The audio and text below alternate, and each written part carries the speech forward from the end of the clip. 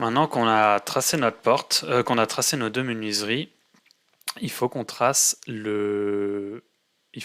en fait la porte en elle-même. Donc la porte en elle-même, on va tout simplement faire un rectangle, rec, ici.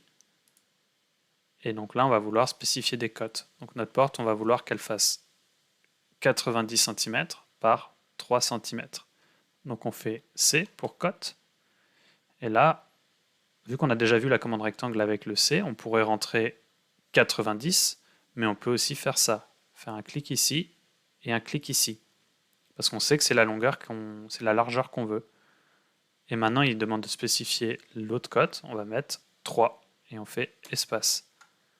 Comme d'habitude, avec la souris, on peut décider où on le met. Et je le mets ici. Donc là, j'ai ma porte.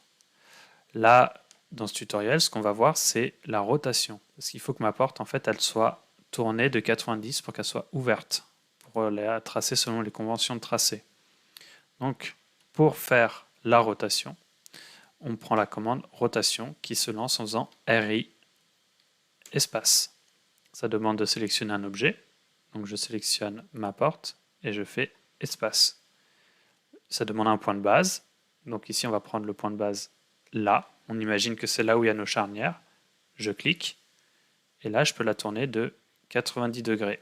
Vous voyez? Si jamais vous n'arrivez pas à tourner de 90 degrés, vérifiez bien que vous avez bien fait F8. Vous voyez, là, je viens de faire F8. Et à F8, je ne peux pas. Ça ne se tourne pas de 90 en 90.